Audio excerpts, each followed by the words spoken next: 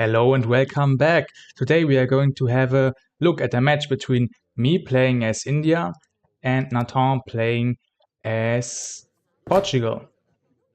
So these are both civilizations that are also in the definitive edition, and they also of course were in the Asian dynasties.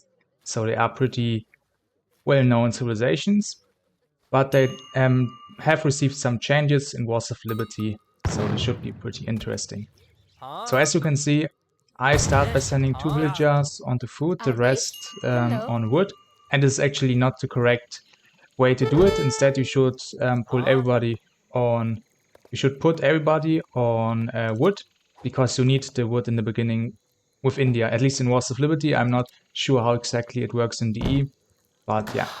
So let's have a look at Nathan real quick. So he is just starting by sending everybody on food, of course, the standard thing with most of the civilizations. And he's also building a house, really good. And it's good that he builds it immediately, because you want to get the experience for the first shipment, so that you get your first shipment faster. However, he doesn't really have a shipment that does give him any immediate benefits. The shipment will just increase the attack of his town centers by 50%, so really good. And it also enables him to send Minutemen twice, like really a second Minutemen shipment, which is really big, basically. As you can see, I'm struggling with my wood economy. I'm struggling with getting out villagers. I did also immediately build my house, and actually with India, now the thing about it, you should wait a bit, because I still have time before the first shipment. Oh, nice. That you can have a look at the exact amount of experience that you need. I never knew that, honestly.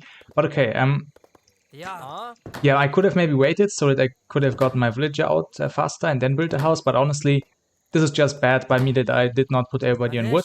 I'm a little bit rusty. I have not played too much Wars of Liberty in the last few weeks. But yeah, maybe even in the last month. But yeah, now I guess I know. Let's just put everybody on wood in the beginning.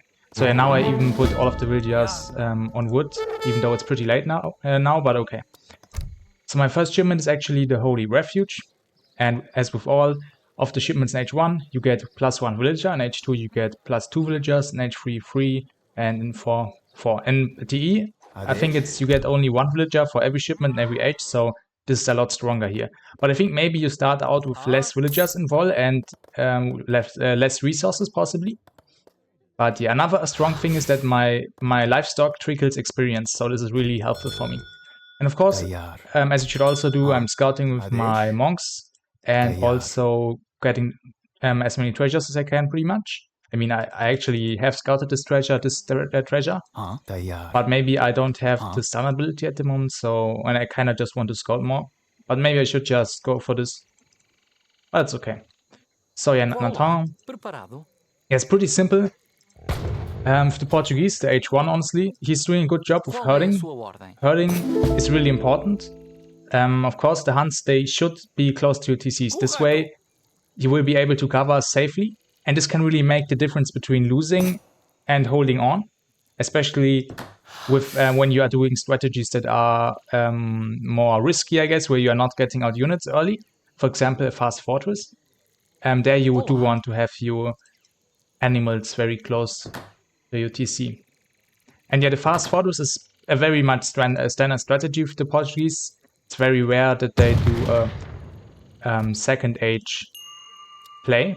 There are only a few matchups where I would also recommend it. Only if you know you cannot win the late game, I recommend you to do a second age rush maybe with the Portuguese. For example, against Ethiopians, I learned that it's better to end the game quickly. So yeah, now here, maybe I will try to get this treasure here, getting this treasure. And I almost have enough to age up. It's 3 minutes. So yeah, let's just say 3 minutes and 30 is like okay age up if you get that, but it's still pretty slow. If you get like 3:30 age up, it's pretty slow. Let's have a look at Nathan. He's already aging up a long time ago, pretty much. So yeah, the Indians, they are a little bit slower of aging up. That's just how it is, but you do get this bonus with the villagers, of course. So the longer the game goes, the longer you can hold on, the stronger you will get.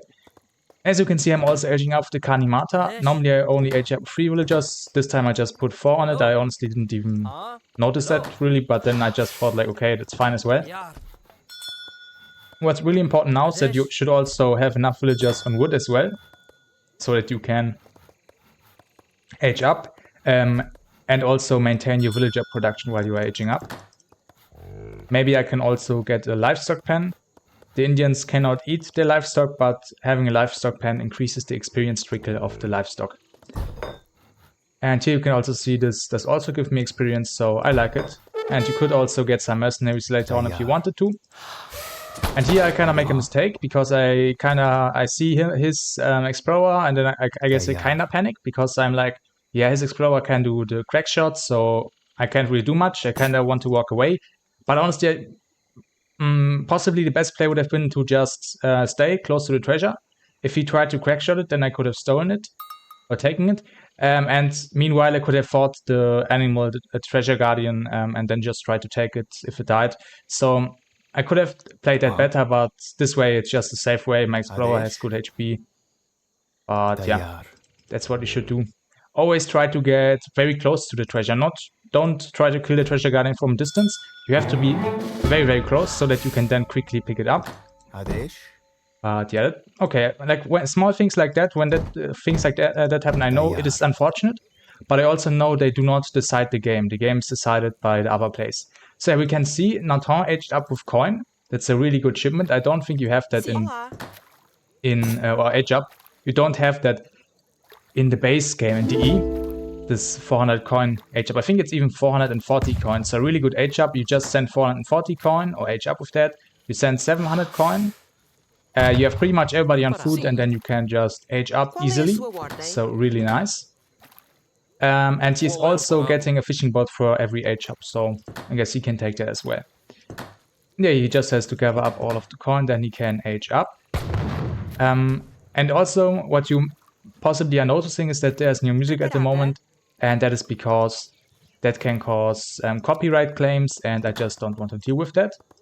So I decided to disable the music. And yeah, it is what it is.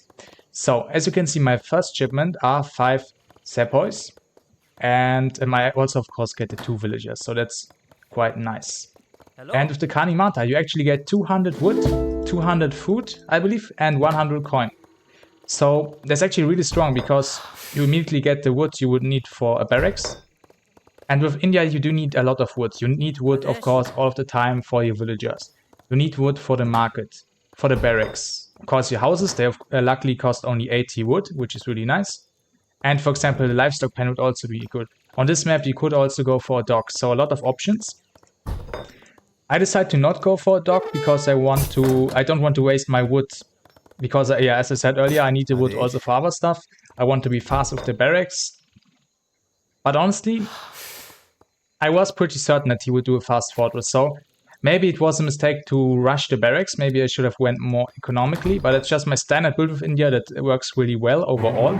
Just get out your barracks as soon as you hit H2. And technically, if you manage it better than me, you can also immediately start separate production by sending a few villagers on coin, the rest on food, and a few on wood for the villagers. But this is fine, of course, because in this matchup I don't really need too many units early on. I can't do too much with them. The question is, was it even worth to send the Sepoy to do this? I am not 100% sure. Honestly, I think it was not really worth. I was not playing perfectly here, honestly, because I did see in his deck that he had this card. And this card basically makes it not very good to rush. You cannot... I think with no rush you can win against this strategy. This double DC strategy here. Basically Portuguese fast fortress. You cannot rush them, that's not possible. So I should have likely just went full economy. Because yeah, he doesn't even need to garrison too many villagers. He can just garrison a few, and with the extra damage he can quickly kill my Sepoy. Okay, so here's his TC wagon. Interesting. He's thinking about putting it up here. What I like to do is spread my TCs out. The way he's doing it makes it a lot more safe. All of his TCs are very close and can protect each other. However, he does not get any map control, so this is actually not too good for him. He does not have access to any hunts except the hunts in his base. So yeah. Also, you can see he's sending 1000 coin and he's gathering food. So he does actually plan to do a fast industrial. And I have not really talked about his late game deck here, about the fact that he has so many cards in H4. So yeah, this will definitely be a H4 play by him. Really nice. This is a build I recommend. It's really strong. What is happening here? So he is actually doing a good job. He's using his cazadores because, or cachadores as they seem to be called here, which I guess is more accurate. Assume at least. Yeah, because I know he's doing a fast industrial or fast fortress, so I know he doesn't have too many units now, so I try to play it economically. You can see I have a lot of resources, way too much wood, so not good management by me. A possible play could have been to try to H up as well, to just go H3 and try to play it from H3. That would have been pretty good. I have strong shipments in H3, I get more villagers from my shipments in H3, so it would have actually been pretty smart. Instead I built a Sacred Field, which also makes sense. And other than that, I'm also building a caravanserai, like basically a stable where I'm able to build camels. And I'm also sending camels. And this is really important when playing against this fast fortress or fast industrial strategy of Portugal. The most dangerous thing they get in H4 are their cannons, their artillery. Also, they can send 14 ultramarines. So just really strong marine units, which are good against, they are decent against infantry, but bad against cavalry. So you just want cavalry against this Portuguese strategy. Okay, here I also had to move the livestock because I wanted to build a consulate here, but the livestock was in the way. And yeah, it's looking interesting for me. I'm not too sure, honestly, because look at the score also. He has 115 score, I only have 88 score. He has a lot more resources on the map, so that's why he has high score. Which makes sense because he gets those free TCs, he gets the free fishing boats, he got these units for free, I think from the age up. Or maybe he sent them, no, from the age up. Okay.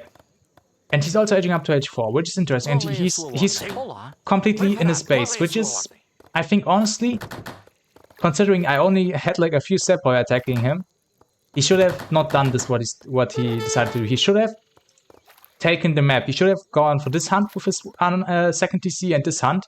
So this way his economy would now be a lot stronger. Because, yeah, I'm kind of scared at the moment. I don't really know what's going on. I know he's going H4. I'm not really able to stop him. I am not managing my resources too well. I have a lot of wood. So I'm a little bit scared, honestly. I'm just thinking, okay, I know his army composition. He will go for artillery and musketeers likely, artillery and heavy infantry to protect his artillery. So I need to go for cavalry or camels to fight against his artillery. And I need to go for skirmishers to take out his line units. I think that the name was possibly changed in the last patch in Wars Liberty. But basically like heavy infantry from the old Age of Empires 3 or DE. I know I need to counter them. Let's have a look. Okay, they're still called line units. Yeah, right. Okay, what's going on? I'm going for the Ottoman allies, giving me more land unit and building line of sight, which is quite nice. Look at my line of sight. It's actually really good. And now, this is perfect combo. I'm pushing in. My Sovars, they do insane damage against skirmish type units. They do 2 times damage. Easily destroyed all of the skirmishers. And now he aged up with the falconets as well. And I'm here in his base now. So his falconets, they should be pretty much dead, honestly. Quite unfortunate for Nathan. Yeah, it would have been nice if we had been able to get a few musketeers out or something like that to protect these cannons as they came through. But I mean, it's okay. Overall, Nathan's doing a decent job with this build order. And now he has his ultramarinos, and he has his TCs, which have a multiplier against shock units, basically cavalry units. So all of my camels got destroyed. These guys, they have a malus against shock units, but they just generally have good damage, decent range, decent HP. So they're just overall pretty good units, and do have high siege resistance and bonus against siege units. and also a little bonus against artillery. So they are very strong against grenadiers, and against artillery they are decent. Okay, now Nathan is sending 11 cachadores. Interesting. Does that make sense? When you consider that I will likely just make more cavalry units? No, it does not make sense, to be honest. Because Nathan, he just wants to get any units he can get at this point to defend himself, maybe with his TCs. That's kind of what he's thinking, possibly. But honestly, he already had his Ultramarinos. My units were already destroyed. He should have just went for like a factory, or possibly even artillery. But yeah, I believe factory is the best play here, because he cannot really push into me because he needs more anti-cavalry before he can use his artillery. But he can't send the factory at the moment because I won't be able to kill him immediately. But that's fine. I mean, yeah, everybody makes mistakes, of course, as I've already made a lot of mistakes as well here. So yeah, now I'm going for the second stable. The thing is, of course, I want to edge up. I'm still H2 against Nathan, who's H4. So I want to edge up. I kinda even need to edge up, but the thing is, I am too scared to go for it. I know Nathan might go for a push soon. Yeah, he does have a strong H4 shipments. He's now sending 2 steel guns and making line infantry. This is really good. And he does not have the line infantry shipment H4. Honestly, if he had the line infantry shipment H4, it would have been a lot better, because I guess that kind of shows that he's not very experienced with the strategy. All you need is to protect your cannons, and then you just push in. That's the whole strategy. So you need anti-cavalry, line units, and artillery. That's all you need. You don't really need cachadores, and these Ultramarinos are okay because they are just really strong overall. Considering that they are also H4 immediately, they are immediately guard, so they are pretty good. Honestly, they are fine, but the cachadores, unfortunately, they don't complement the army composition too much. Okay, let's have a look at the villager count. He has 30 villagers. I have 43 villagers. So this is really interesting, of course, because he does have actually 1, 2, 3, 4 town centers, but still I have more villagers. And I believe normally the Portuguese should have a few more villagers. I think, yeah, because Nathan didn't use his TCs to secure these hunts here and here, I think that kinda made it more problematic for him. Anyway, now he's pushing in. So he has 2 steel guns, and he has all of his infantry units, a few veteran line infantry, but other than that, most of these guys are skirmish units. Okay, now I'm pushing in with my Sovas. I have rush boots. They are just not really very too much, honestly, in this situation, but every unit counts, honestly. So I'm trying to push it, but the steel guns, they have 475 HP, holy. They're hard to take out. My Sovas, they're not the tankiest cavalry. They're pretty weak, honestly, but they are also cheap. And 1 steel gun is still alive. Luckily, didn't get off a very effective shot. And now Nathan's kinda winning the engagement, but yet now I have cavalry coming. And without his artillery, he cannot win. He cannot win those fights. My economy is better, that is a fact. And I can just spam Sovas, they are pretty cheap, of course. Only 80-80. Okay, so yeah, this fight is going pretty evenly, but overall it's better for me as I survived, because now Nathan is the one that has to end the game. And before I was kinda under pressure, but considering I have survived until now, and my economy is really strong, I'm also going for water economy because I have too much wood. Now Nathan is a little bit under pressure, because even though I'm H2 and he's H4, my economy is just so strong, and I can still beat him with these H2 units if I just make the correct units, like especially those Sovas, they're really important right now. And Nathan's economy is, I don't know, he has a market, I don't know, he's just getting hunting dogs. I'm pretty sure I have all of the economical upgrades already. So yeah, this is normal with this build, it's okay, but it just shows that my economy is a lot better now. So yeah, it's looking kind of tough for Nathan, to be honest. Now he has configured the factory to build steel guns, which is definitely the correct decision. And he's getting a few ultramarinos. You can only get 20. So I guess his plan is to kind of get the full limit. Which is okay. But yeah, I mean it's fine. Of course, the line infantry are more important right now to fight against the cavalry. But it's okay. Because the ultramarinos are so good. So now here I have my Kanimata, and honestly this is not in a really good position. I had a hunt here, I still have a hunt here. I should have put my Kanimata more into this position, then this hunt would have been affected. I also had a mine here, I believe, this would have also been affected. I was a little bit rusty because I played a different mod which increased the radius of the Kanimata. But yeah, so I'm also gathering my coin here. And here, and this is pretty interesting, I'm just able to pretty much easily take all of these resources without being raided. Maybe Nathan could have tried to go for a few hussars and raid me, but of course it's not easy for him because his economy is not very strong. So I can't say too much about that. He's getting a second factory, which is really good, of course. And yeah, his win condition at this point is just to spam out, of course, more steel guns and just get a bunch of line infantry units and then try to end the game.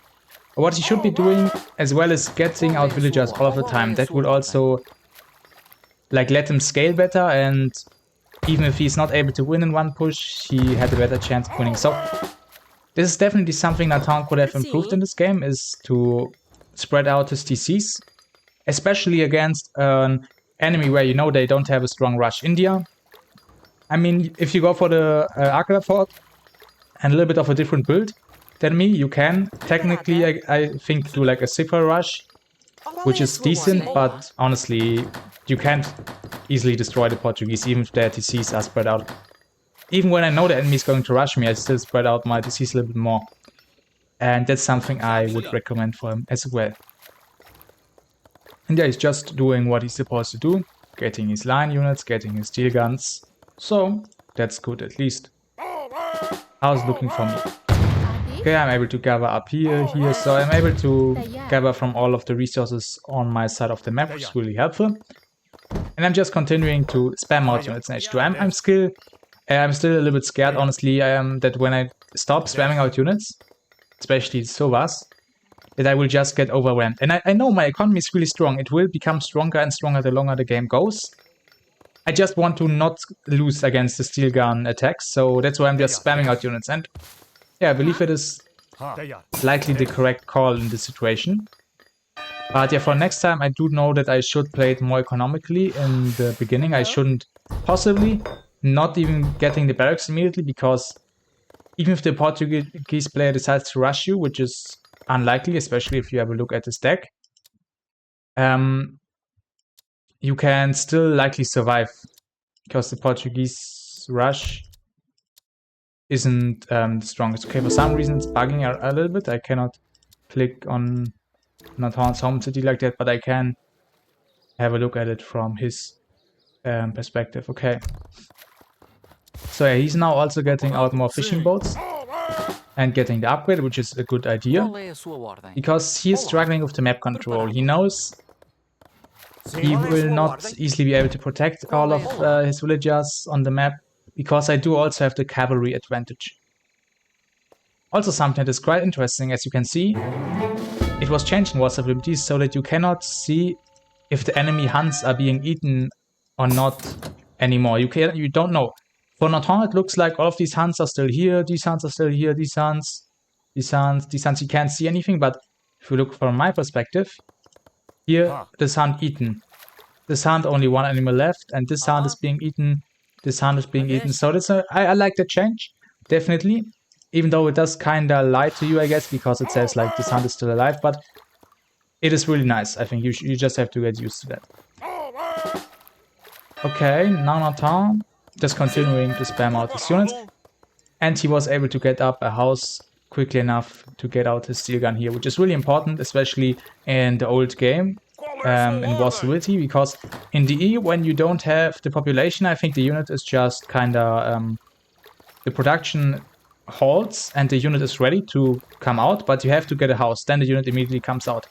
In Vol, / in the old game, if you don't have the population, the unit that was supposed to come out will just not be built, and instead you will have to wait again for the next unit to come out, so that you will lose quite a bit if you mess up the timing.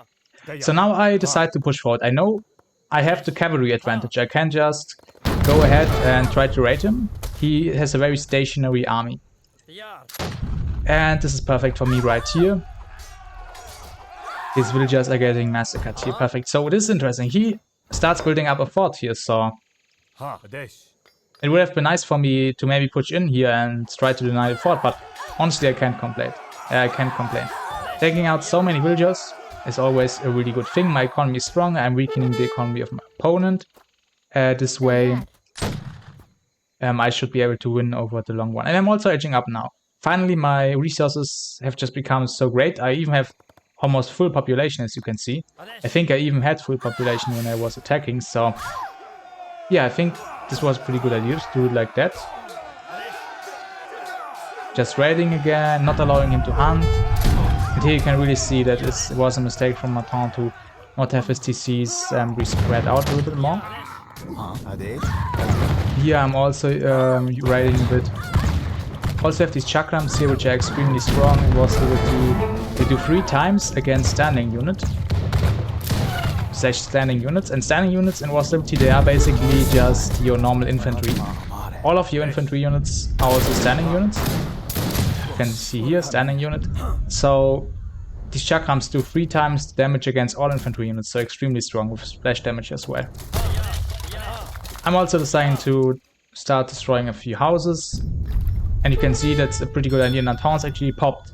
He's losing his cannons. He's not getting them because he's housed. So this is really unfortunate for Nathan, really annoying. And he's also getting out more fishing boats. I guess that's not the problem. He just needs to get more houses.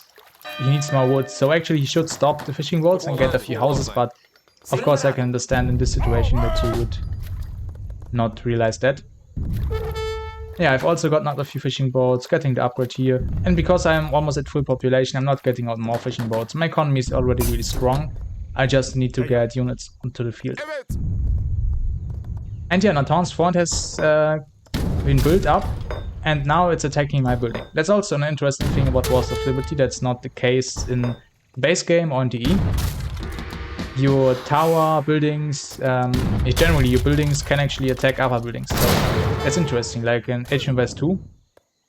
I like that change, to be honest, because why not? I don't see a problem, and so it just makes more sense. And yeah, now I'm also getting my upgrades. I filled H3, really important. And I'm thinking, what should I ship? What should I ship? Likely the 2 siege elephants would make the most sense. Even though the 2 mahouts could also be good to rush in, tank, attack the cavalry. But yeah, I do believe the cannons are actually better to attack from range and easily snipe the cannons.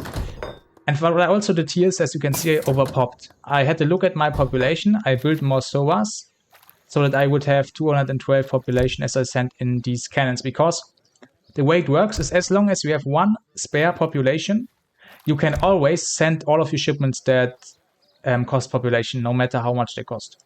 Even if you had like a shipment that would cost like 200 population, if you had 199 population used, you would still be able to send a shipment that would cost 200 population. So that's a really strong popping mechanic.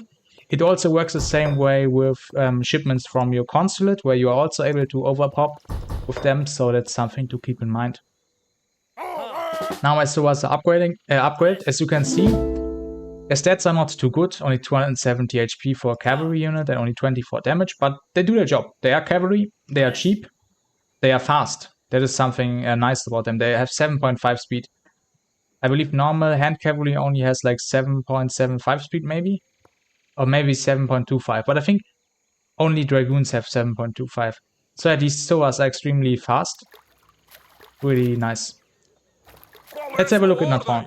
His economy is terrible, to put it harshly, I guess, or to just say how it is. His economy is really terrible at this point. He's not able to gather from here, not able to gather from here, not really able to gather from anywhere. From where is he gathering? He's just getting those mines here. Okay, now the fight beginning.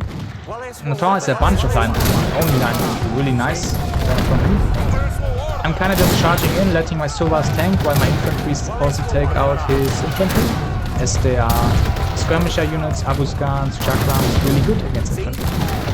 Problem is, I'm struggling to reach the artillery of Natal. So that is a problem actually, because the artillery is of course the most dangerous thing. And now I'm trying to target the artillery with my units. It was a little bit tough. The units were not able to get to his artillery, these damn cannons. I didn't do a really good job of microing, to be honest. Also, what's interesting, in this mod in Wars of Liberty, mortars actually are like culverins. Culverins have been removed, interestingly. Instead, howitzers, they now are anti-artillery. And they do get their strong siege attack against buildings only in H4. So you can actually build them in H3, but in H4 they also are good against buildings, while in H3 they're only good against artillery. And I have to say, I kind of hate mortars. They're so annoying to use with their... Look at the animation, you're like, oh... Takes so much time. And I have gotten destroyed because of that. By Chinese mortars. Yeah, that was interesting. But now, Nathan, he is destroying my Kanimata. And, oh no, this is so terrible. Honestly, I mean, okay, the thing is, the Kanimata is so good for India. It does just increase the cover rates of all of the villagers close by. So normally in the late game you want to get all of your villagers close to there, build a bunch of fields and have an insane economy. But honestly, what I'm thinking at this point, look at my economy. Does it matter? No, it does not really matter. My economy is really strong, so why should I care too much? I shouldn't let that get to my head. What I'm doing instead now is getting elephants, mahouts. And I have to say, mahouts in Wars of Liberty are really, really strong. In H1/3, in the normal game, they have range resistance. Here they have melee resistance. Range resistance overall is normally better. But considering how tanky these mahouts are, they can still tank pretty good from range. And the thing is, normally they are countered by musketeers in melee, right? Musketeers normally do 3 times damage against cavalry. The thing is, in Wars of Liberty, the cavalry has been divided, shock units have been divided into assault units, scout units, all that stuff. And these guys, these elephants, count as assault units. So they actually only take 2 times damage in melee, because line infantry units only do 2 times damage against assault units. Anyway, I'm charging in, trying to take out the artillery, kind of focusing the artillery damage. The artillery is doing pretty good damage. They don't even have a malus against cavalry, holy moly. That is actually insane. So yeah, these steel guns, they're just insane, honestly. Still, my mahouts, they were so expensive and so strong that they were still able to do a bunch. My siege elephant is also really tanky. Able to tank a few shots, really nice. And yeah, actually the steel guns have a malus against artillery, which is interesting. They have a malus against artillery, but not against cavalry. But I guess it kind of makes sense, because otherwise they would be too OP against artillery. Okay, now I'm just trying to get up more elephants. Look at my population. This is something I've come to realize, is that with India, the way I play it, if I do not win early on, then it will come to this, where I just have an insane economy and I'm just spamming out elephants. And the thing is, I'm always pop capped, because I have a bunch of villagers, and this I even have fishing boats. And these elephants, they are very pop intensive, of course, so you very quickly get pop capped. And the thing is, they take a long time to train. So actually, this can be dangerous. Look at this, 35 population is in only 5 elephants. If your enemy had like a few artillery pieces or like fast units with good siege, they could try to just take out your stables as you are getting out the elephants. And that could actually be dangerous. So when playing against India, that is something you can keep in mind. Try to have a look where the stables are, and maybe if you can easily take out a stable, just do it. Because maybe there are elephants being built. But of course, you also have to be a little bit careful to not just go under the stable and get destroyed.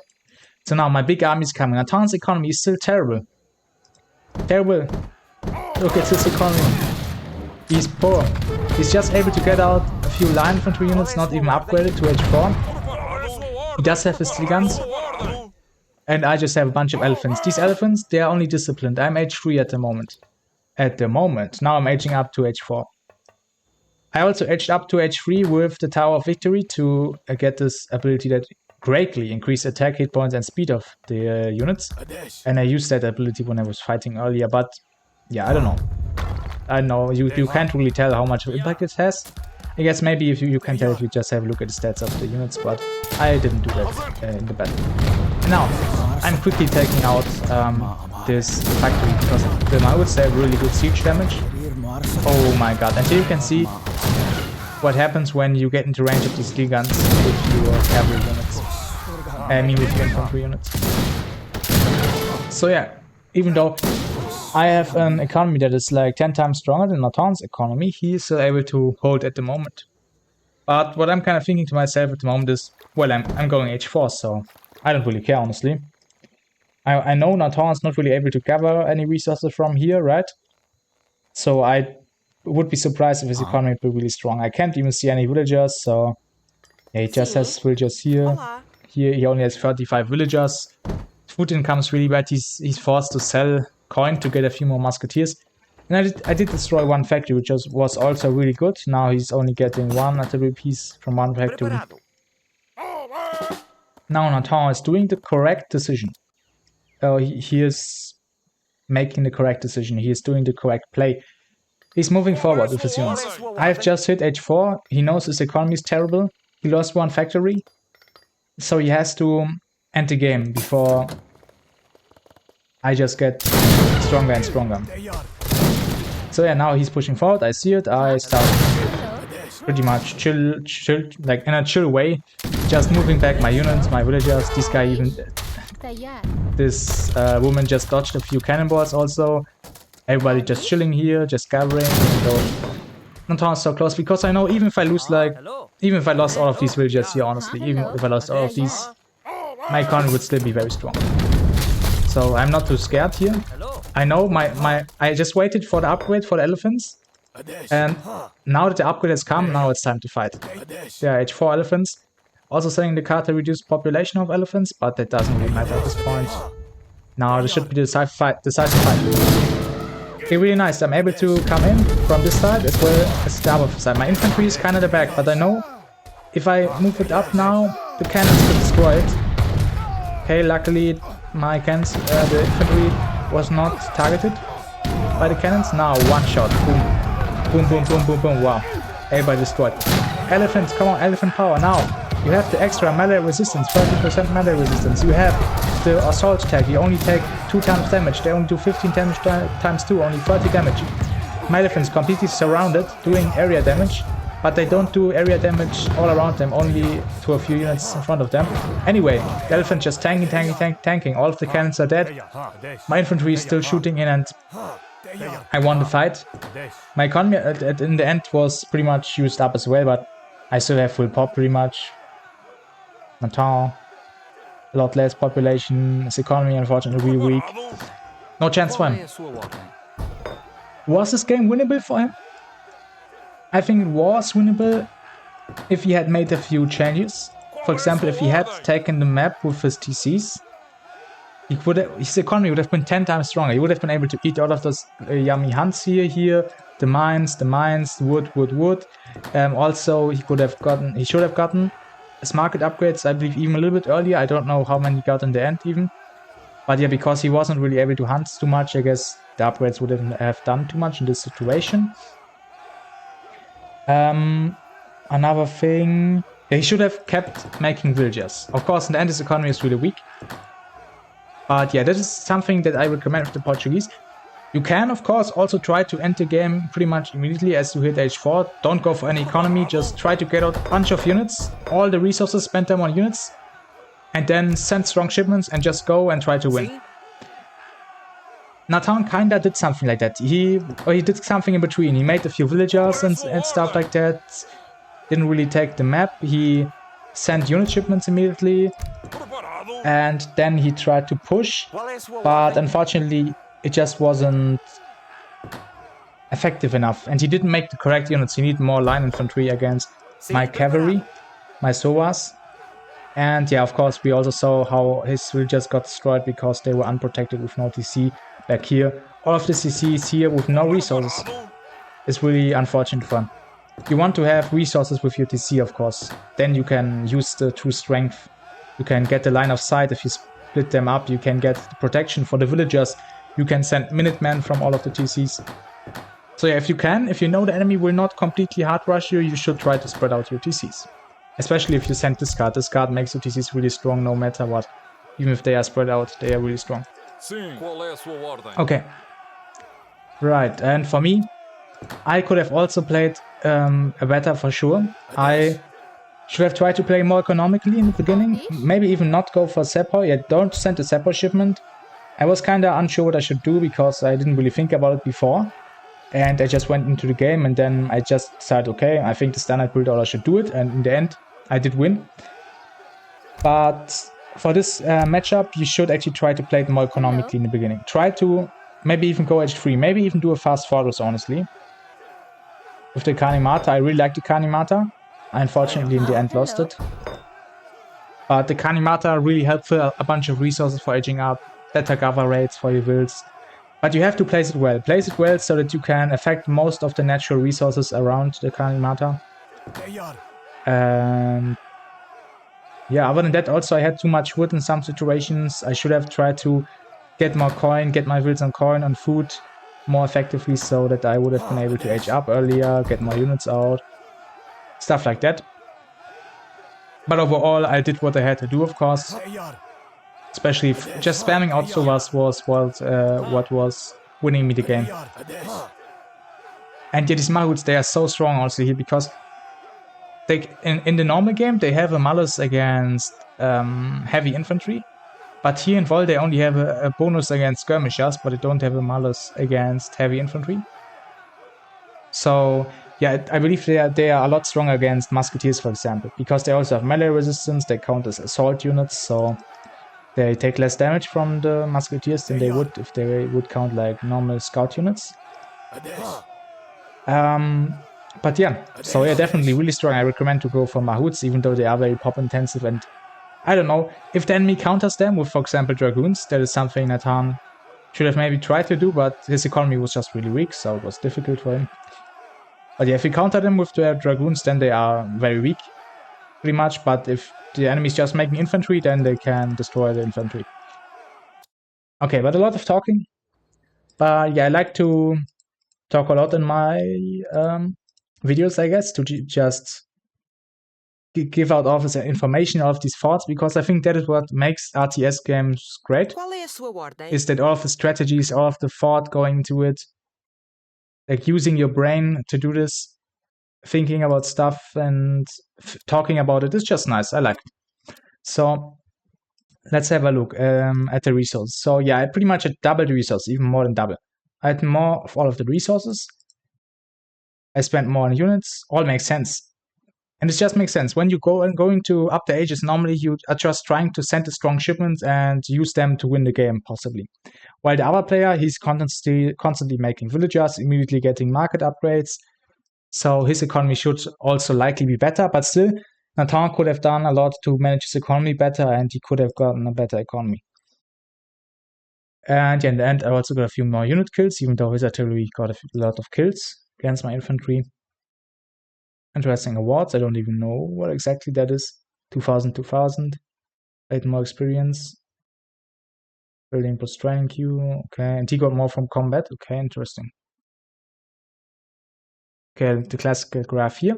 So you can see in the beginning he got more resources. That is because he sent and he aged up with the resource crates. So that's pretty much normal. Here he also sent resource crates. But after that, my economy just went insane. And that's the thing with India. The longer the game goes, the stronger you will get. Except like when you have already like gotten all of your villagers, then I guess your economy won't really get as much stronger as it would normally get. But you still have the Kanimata normally, which boosts up your economy, and you only normally have like one card to send. Okay, interesting. This is a little bit bugged here, but anyway, yeah, just in the late game, India, in real late game where both players have full economy, I think then India could maybe struggle. But still, India has pretty good units, really good units, even though they are not too pop efficient, these Mahouts. I think they're very cost efficient, but not very pop efficient. So in the very late game, maybe India could struggle, but overall, India are really, really strong. Definitely recommend to try them out. And yeah, I hope you enjoyed. And yeah, I guess I'm now kind of back. I will definitely do a few more videos. I can't really say when exactly I will do them, like how many, but I will just overall do a few videos now and then. So yeah, I hope you enjoyed. And until next time.